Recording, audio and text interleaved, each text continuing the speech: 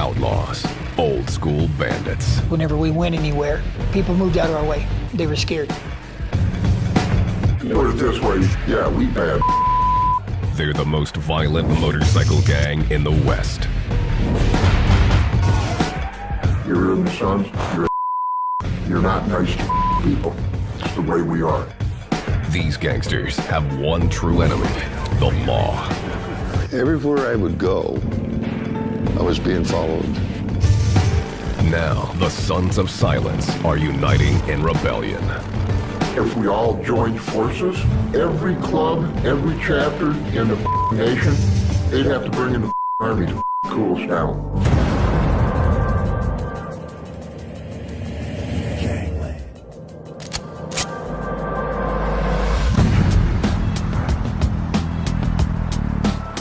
Colorado Springs, Colorado. This is a military town, home to the Air Force Academy and the Army's Fort Carson. It's clean, green, and beautiful. In 2006, Money Magazine named Colorado Springs America's best place to live. But amid the beauty is the outlaw motorcycle gang, the Sons of Silence. There were too many times that I've seen people come up and get in brothers' faces, say, "You guys think you're tough, don't you?" Wrong thing to say. No wonder why they got beat up. The Sons are one percenters, a criminal brotherhood that's proud of its outlaw image. They do not follow society's laws. Types of crimes that the Sons of Silence are involved in over the years has ranged from murder, burglaries, robberies, drug dealing, gun dealing, prostitution, you name it. They've been involved in it. It's all fun one-on-one until you swing in the sun. Nick Nichols, an Army veteran, rode with the Sons for a decade.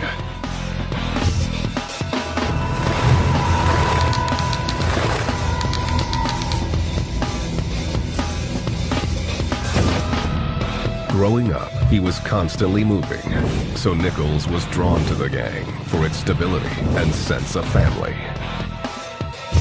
It looked like the guys were close, like there was a brotherhood, like they would do anything for each other. When Nichols first joined in 1988, it was because he liked drugs, liked to party, and he liked easy women. The girls I liked were dancers. The reason I like dancers is you got to see what was in a package before you ever got it home.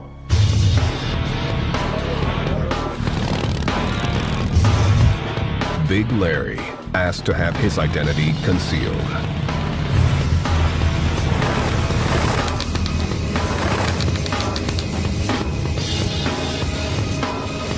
Whenever somebody does not get out of our way, we will them up all the time. Big Larry is a longtime member of the Sons of Silence. He won't reveal when he first joined, but admits that originally he considered it a stepping stone. I wanted to be a Hell's Angel. I figured get into one club, work my way up. When he became a Son, however, he lost interest in being anything else. Why go to that level? Because we're there now. Our time is coming up. They have 36 chapters worldwide, but the majority of their members live in the western U.S. The Sons are one of the fastest growing motorcycle gangs in the world. Colorado, Iowa, Minnesota, Indianapolis, Illinois, anywhere. Where our territory is us. Us only. We will try to take over. That's what we do. They are pathologically anti-authoritarian. Beat their ass, send them home like a little girl.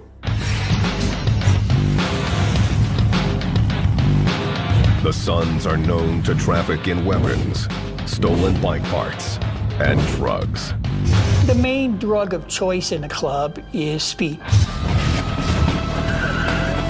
There were times when I was awake for 3 or 4 days at a shot.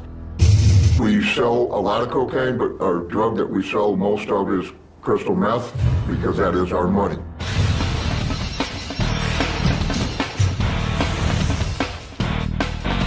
Sons are careful to keep their criminal activities separate from club business.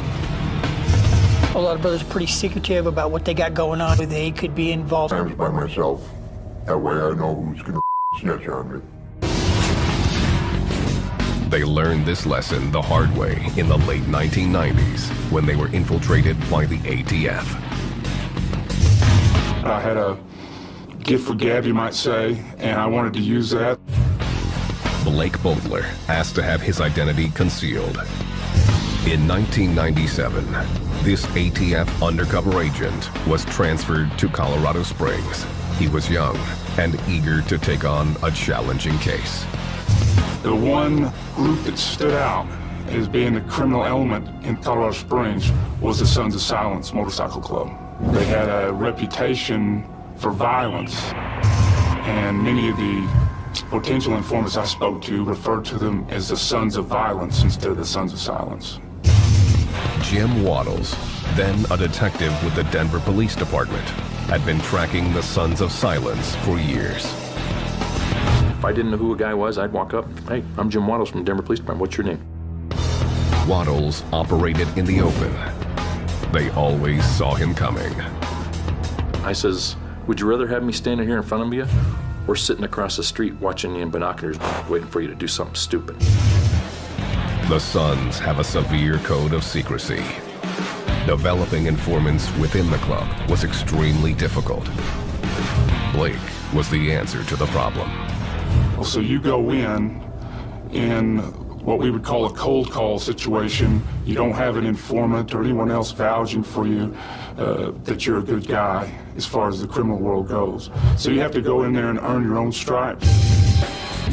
Blake started calling himself Bo and began hanging out at the biker bars around town. He was invited to a Sons of Silence party at the gang's clubhouse. Things were going well until he made a mistake.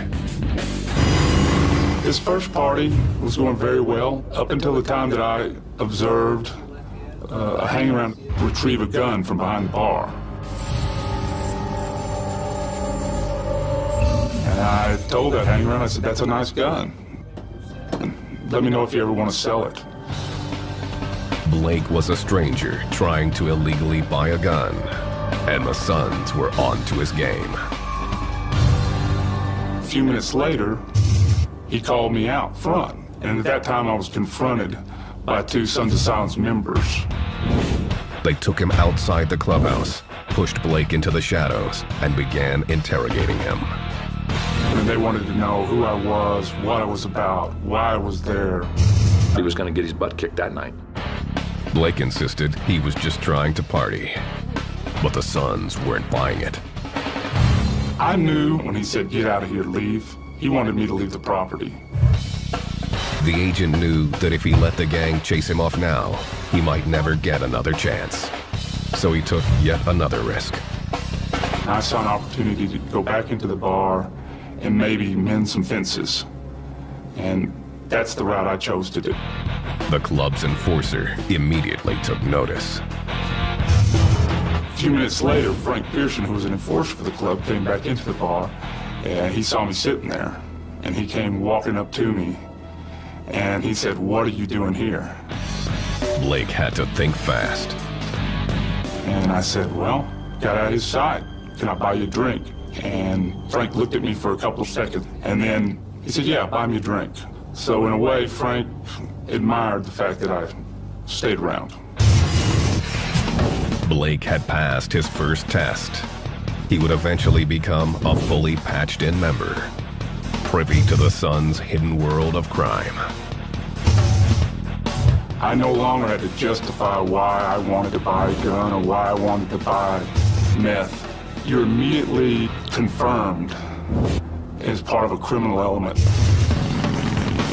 And Blake would soon learn the Sons of Silence show no mercy when it comes to their enemies. It's better for you people to stay the away. If you do not go away, we will break your legs and your arms, or we'll kill you.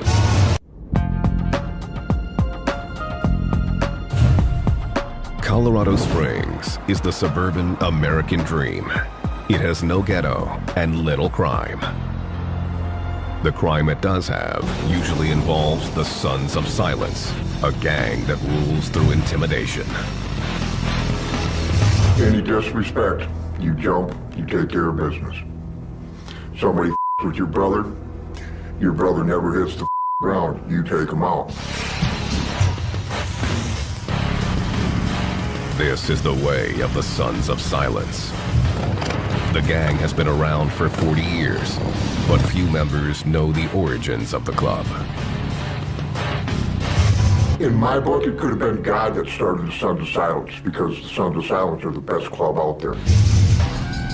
The founder of the club is a reclusive 69-year-old named Bruce Richardson, known simply as the Dude.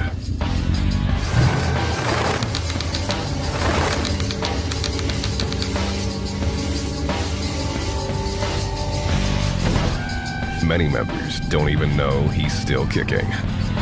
I'm the Dude, and I'm alive and well. In 1968, the Dude was just out of the Navy and living in Longmont, Colorado. He and 3 biker friends were looking for something to do. One day we were sitting around drinking a beer and said, what do you guys think if we start a little club? They were all for it. So that's where the Sons of Silence come from. They chose a name that summed up their main goal: secrecy. I just wanted to be just a bunch of guys that could get together. Not everybody know our business. It's sort of like the mafia does something, right? They don't advertise it. Then they designed the club's colors.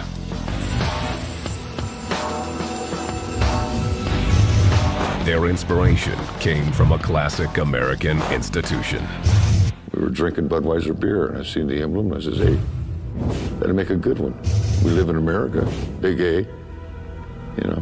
The only thing that was really missing off the Budweiser symbol was the star on top of the A from the original Budweiser logo. These here were made in 1969. National chapter, Sons of Silence. Underneath the symbol was a Latin phrase. Donec non severat. That sort of means like, we don't part till we're dead, till we die, you know. The new club put on their emblem and began riding. At first, they stayed out of trouble. The criminal activity of the Sons of Silence in the 1960s probably amounted to some fighting, some beer drinking, and pot smoking. What young man ain't rowdy? Been there, I know that. The club had an intimidating image, especially in Colorado, which didn't have motorcycle gangs. It didn't take long for word to spread. Soon, bikers across the state were starting their own chapters. More popped up in states like Iowa and Kansas. These new members weren't just interested in being rowdy. They were ready to rumble. We're bikers. We're the outlaws. We're the best of the best. Because we make our own laws, our own rules, and we go by that. They're kind of social misfits. These people want that intimidation. You can put that patch on their back and walk around the streets and intimidate the public. As the gang grew, it became more organized. The Dude was named national president. The Sons also became more lawless.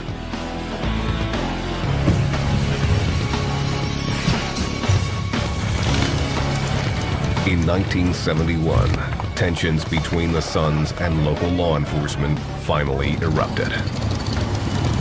There was a group of Sons of Silence members who had been indicted in Colorado Springs on conspiracy charges to kidnap and murder the wives and daughter of a police detective. The Dude claims a police captain was giving the Colorado Springs chapter trouble and says he tried to have a calm sit-down to work out the differences. They would give me a bunch of And I just said, well, I'll just pull in everybody from every chapter into this town, see how you like that. It scared them. And they come up with an idea that we was going to kidnap their wives and rape and pillage and all kinds of bull. The conspiracy indictment was dropped when the witnesses to the case skipped town. The gang remained on the law's radar and found their quality of life compromised. Everywhere I would go, I was being followed. Law enforcement. Everywhere. In 1974, the dude made a decision. He was out. He turned the club over to new officers and rode off into the sunset.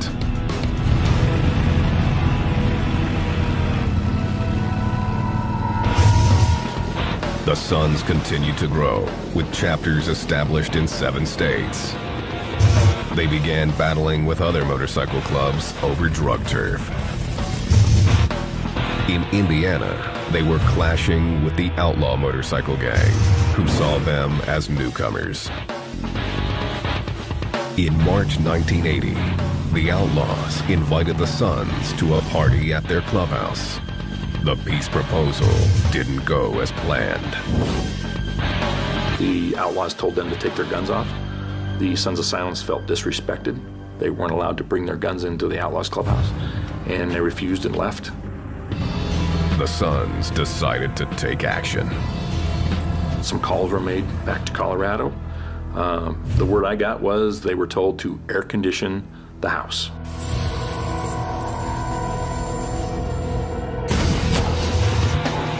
Five members of the Sons went back to the Outlaw Clubhouse and opened fire.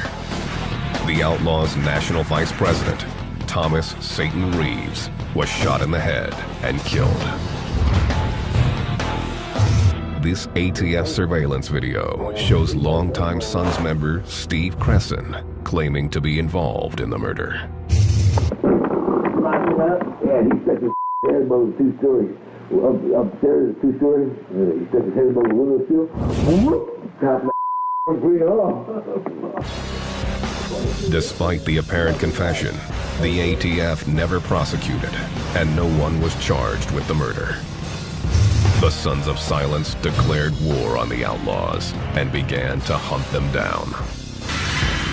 If any outlaws came around here or we were somewhere, we were supposed to take care of them. How deep is the love for your mother? That's how the hostility is between Sons of Silence and the Outlaws. The Outlaws sought their revenge. In October 1980, 2 Sons members were fired on while riding their bikes with their girlfriends. One of the women was killed.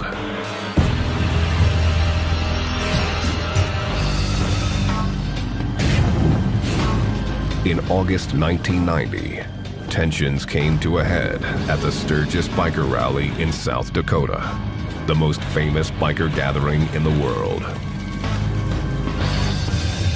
It was the 50th anniversary of the rally, and the Outlaws, who rarely attended, showed up in force. We knew the Outlaws were there. Everybody was in orders to travel in groups to avoid any kind of conflicts. We were ready to fight if we had to, but we weren't going looking for it. Nick Nichols spent most of his time looking for women. Other Sons were looking to kill outlaws. And they found what they were looking for.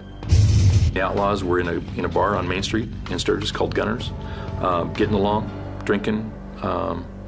2 Sons of Silence members start to go in, and an outlaw confronts them at the door, says, "Can't come in here."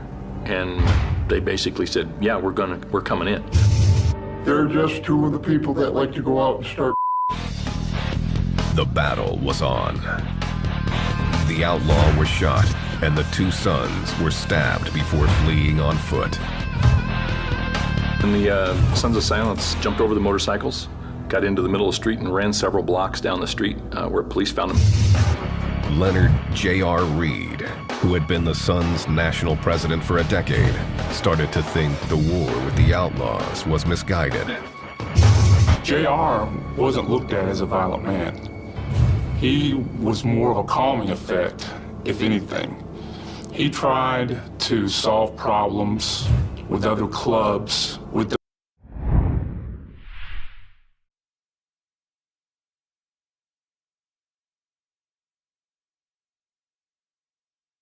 diplomacy as much as he could. Reed believed that law enforcement was the Suns' true enemy, not the outlaws. I mean, the feds would love it. You know, like I say, whoever doesn't die, they get to arrest. The law enforcement agencies don't think we have a right to exist because we're bikers. In the mid-1990s, JR started the Colorado Confederation of Clubs to try to stop the biker wars.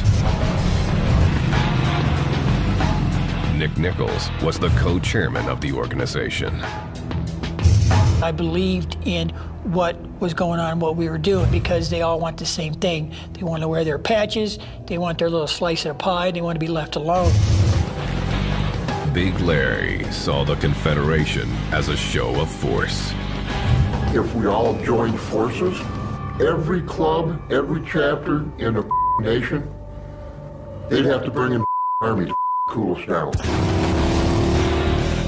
J.R. Reed's Confederation succeeded in ending the war with the outlaws. But it didn't succeed in getting law enforcement to lay off. By 1997, ATF agent Blake Boatler had infiltrated the Colorado Springs chapter and was prepared to take the gang down. That became a challenge to me because the Sons of Silence consider themselves the baddest of the bad.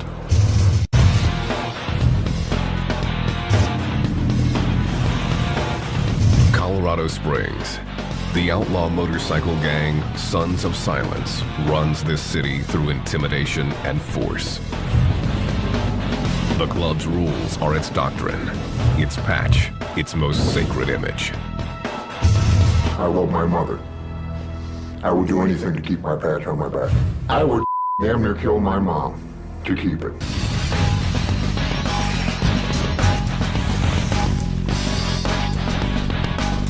To get his patch, a biker has to go through a rigorous rite of passage designed to weed out the weak.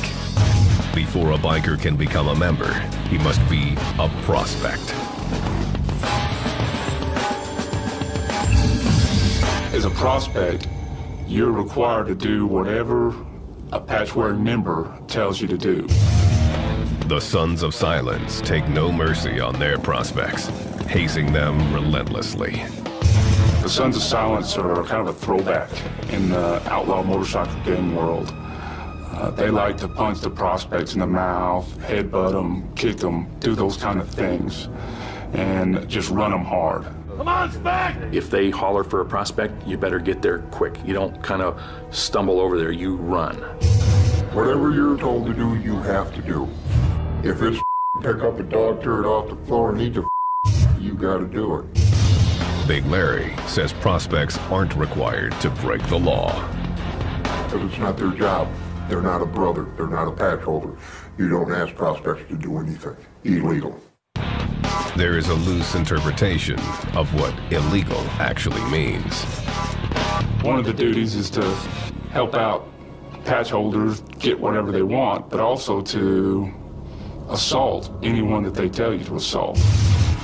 When undercover agent Blake Boatler was prospecting, a patched member ordered him to go after a civilian who was bothering him at a motorcycle rally. He said, prospect, go clock that guy, which in our vernacular means go knock him out. If I don't do what he says, I'm gonna get boot stomped. Blake had just seconds to figure out his next step. If he broke the law, it would mean the end of his case. So, as I approach this individual, he sees me coming. He's got a bottle of liquor up to his mouth, and he's just holding it there, watching me approach him. And at this time, I had a 3D self flashlight, and I pulled that out, and just as I got to him, I swung with all that I was worth, and I just hit that bottle right below his chin. The bottle flew out of the guy's hand, and he toppled over. Blake hadn't actually touched him, but hoped he'd made enough of a scene. one of the national vice presidents saw me and told me, "Prospect, get over here." He stared at me for a second or two and then he said, "Good job," and then get out and get to work. Sometimes it's better to be lucky than good.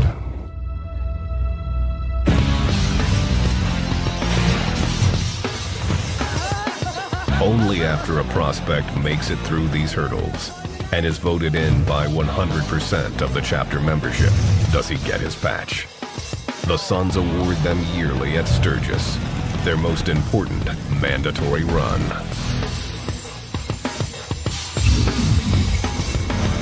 It's the members' last chance to torment the prospects, and they make the most of it, even dragging them through the fields in a shovel race. Then the club offers the patch, but only if the prospect can take it away from the entire group. That's about the only time in the club where you're pretty much free to hit anybody, president, enforcer. How bad do you want that patch? Once he's patched in, the new member goes out for his first ride in full colors.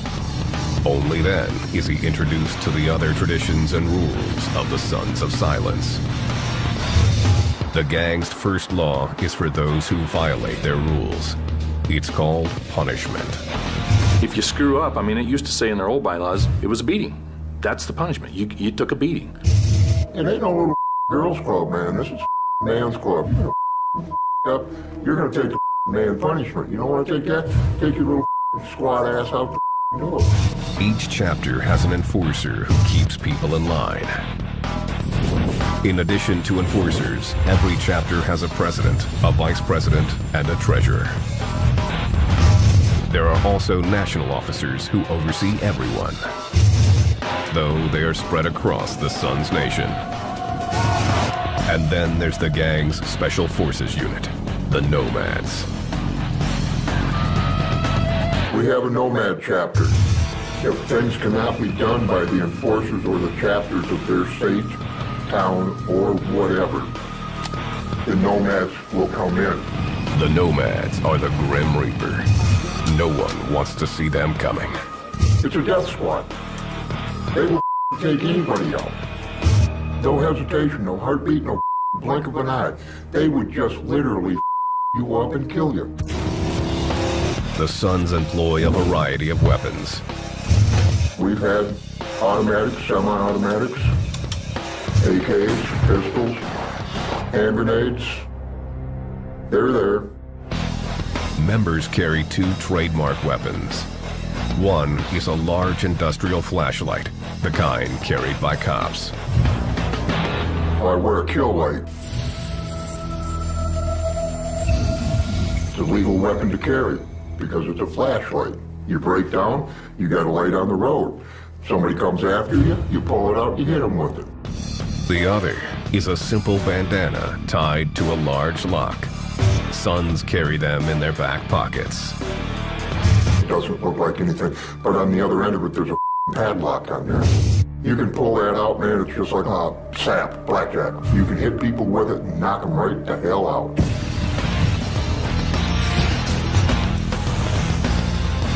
Weapons aren't the only way to recognize gang members. They all wear gear that brands them as Suns, including undercover agent Blake Boatler. And this is my Sons of Silence vest that I wore throughout the undercover operation. The vest is covered with patches, each with a different meaning. Down at the bottom is a number 13 patch, and that number 13 designates the 13th letter of the alphabet, which is the letter M. M stands for methamphetamine, the Suns' drug of choice. There are other patches, like SFFS, which stands for Suns Forever, Forever Suns. One of the hardest to get is ITCOB. I took care of business.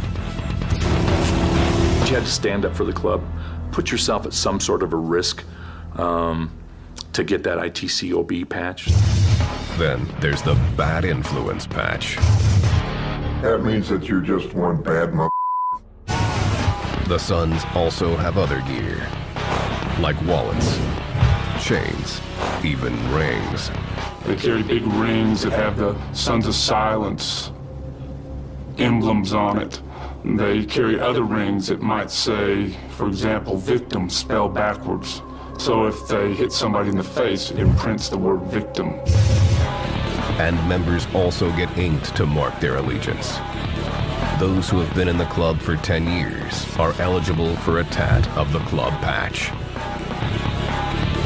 But if they leave in bad standing, the club takes back everything with the Sun's name on it, even the ink. Hope to God we don't find you, because we will cut off you. We will cut the whole thing right off your arm. With a knife, with a razor blade, whatever. We will take it off. Everything is club property. Weapons, patches, even women. They have no status unless they become someone's old lady. Blake Boatler had an old lady of his own when he infiltrated the club in 1998. I had an old lady that wore a property of Buckle for me, who happened to be a special agent with ATF. Just to help me out in that role, my story was more like I was rebelling from a wealthy family and was attracted to that type of culture. Carrie DePiro was Blake's backup. It was not an easy assignment for a female ATF agent. You're supposed to just keep your mouth shut, and I was coached by Agent Boatler to keep it zipped, or else he'd have to keep me in line in front of them. If I had a misslip of the tongue or made any other kind of mistake to give them an idea that either one of us were federal agents, it would have been a fatal mistake for both of us. It didn't make the job any easier. You'll always have to expect the other members to be able to feel like they can take liberties with you. It happened less after Agent Boatler became a patched member than before, and that's when I was able to wear my little belt that says property of Bo, and that's exactly what it means. Carrie wasn't the only ATF agent Blake brought in. He also introduced the Sons to his partner, Cole. Together, they began to set up deals that could take the whole club down. They were extremely violent criminals, and they're not to be underestimated. In Colorado Springs, the Sons of Silence are old-school outlaws. Typical dirty bikers. Some have long hair, some have beards, some have tattoos. Some look like just downright dirty, nasty bikers. But then you have the clean-cut people out there, okay? The clean-cut ones are the ones you have to watch out for the most, because they're hiding something. ATF agent Blake Boatler was definitely hiding something. He, his girlfriend, and his undercover partner Cole were trying to take down Colorado's largest gang. I was able to buy firearms, explosives, narcotics from other members within the Colorado Springs chapters and other chapters. Blake and Cole began buying large quantities of meth from the gang, while a surveillance camera recorded everything. You touching this? Oh, yeah, it's gonna smoke? Yeah. Yep. Here, Blake discusses a meth deal with Steve Cresson, the Sons member who claimed 18 years earlier to have been involved in the murder of the Outlaws' national president. Well, okay. On a half pound, probably get down to $6 grand easy. That's where I'm gonna make my money, you know. Blake and his partner also began arranging firearms deals. I think you can get an ATF number for him and register him. This surveillance video shows him negotiating a sale. The fires from the open position. They bought semi-automatic Sten guns, illegally modified to make them fully automatic machine guns. You can pull all up here? Yeah, back there. Oh, you put it there. Good morning. That there's full. Blake's house was a revolving door of drug and firearms deals. As the case progressed, we were having almost daily meetings. Let's see, 100, 200, 300. This was going on over the weekends, over holidays. 900, 1,000. I just turned these today. Good job. It'll be well.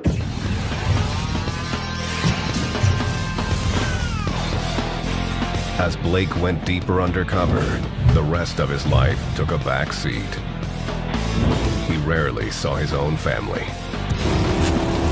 My kids would be scared of the way I looked. And you were only able to do brief meetings. You couldn't go out in public and eat for fear of running into a member of the Sons, and you'd have to have a story. The stakes were high and got even higher as some became suspicious.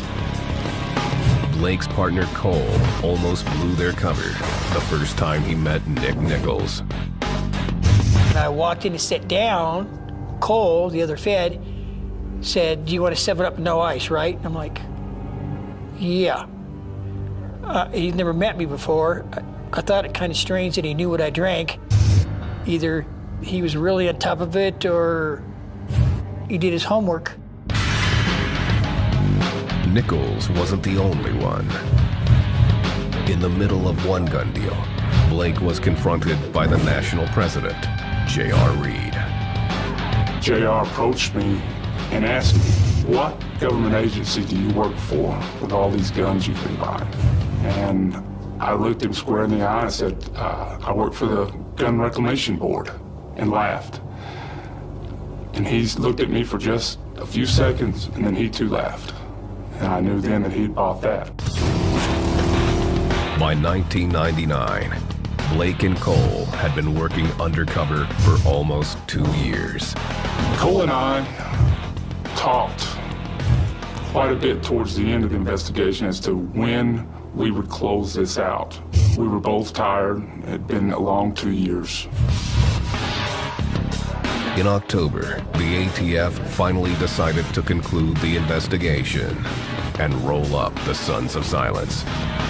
Warrants were prepared for 21 members of the gang, including longtime national president J.R. Reed. Finally, on October 7th, Blake went into the gang's clubhouse early in the morning to disable the security systems. I was to take the club shotgun out from behind the bar. I was to disconnect the surveillance cameras, electronic beams that were set up. For the first time in 2 years, he took off his son's colors and put on his ATF uniform. Only a few hours before, I'd been a patch-wearing son standing in that clubhouse. And now, I was back to who I really am, which is a patch-wearing special agent with ATF. For 2 days, Blake and the ATF raided Sons of Silence chapters across the state of Colorado. They arrested 43 gang members and associates, seized 59 weapons, 4 hand grenades, 4 homemade bombs, a silencer, 10 pounds of methamphetamine, and approximately $30,000.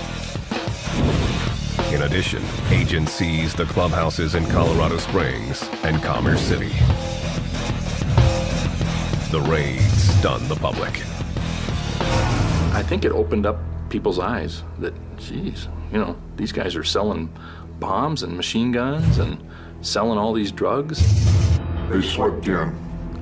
They put a damper on our. When it was over, ATF officials said they had ended the Sons of Silence reign of terror in Colorado. The Sons quietly disagreed. Us, we're bikers. We're the best of the best. They didn't take us down, we're still here.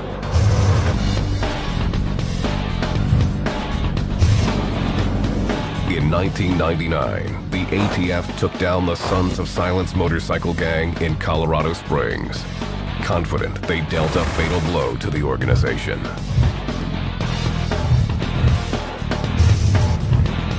Then, in 2003, after serving 18 months in prison, J.R. Reed, the gang's president of 22 years, died from heart disease.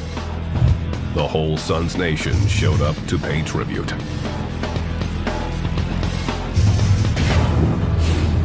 Good afternoon. I'm here to preside over the final services of a good friend of ours. They quoted from the Bible, read highly dramatic poetry set to music, Son, forever, forever, son. And called J.R. a peacemaker. Your loss and my loss and our loss of a good friend, one who made everyone think they were his best friend. Detective Jim Waddles was in the crowd, keeping an eye on things. He says the description wasn't off the mark, and that the piece J.R. brokered in 1997 is still holding strong. There's been a couple of little scrums and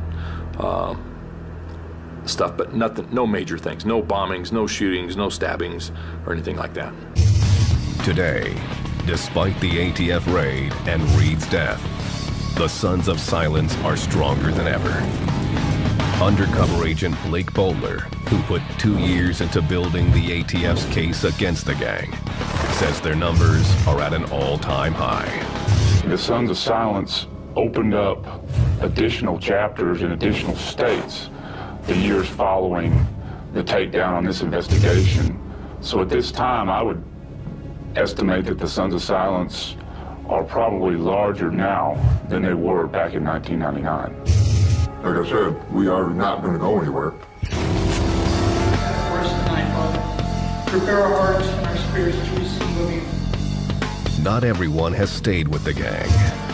10-year member Nick Nichols became a born-again Christian.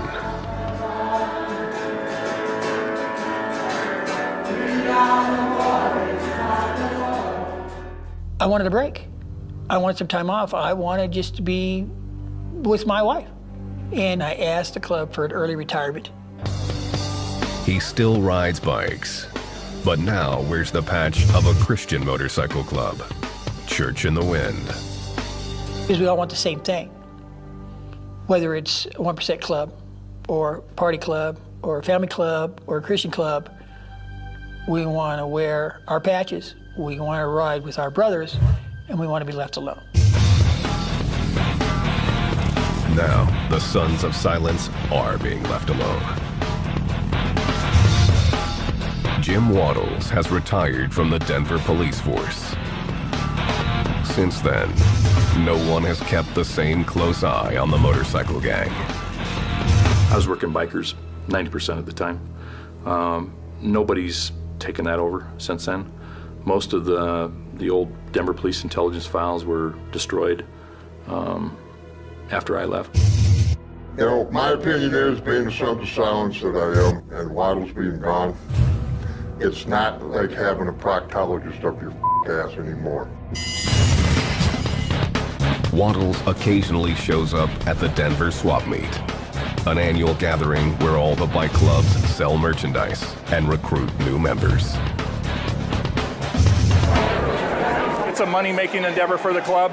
Same with the Banditos and Hells Angels. Did you want to talk to me? No, I was with them, not you. Good, how are you? Real good. Did you get this? Make sure you get that. The Sons are as secretive as ever and are flying under the radar. If nobody's watching these guys, they're free to do whatever they want. It's a point not lost on the Sons of Silence. We are growing. We will prosper more.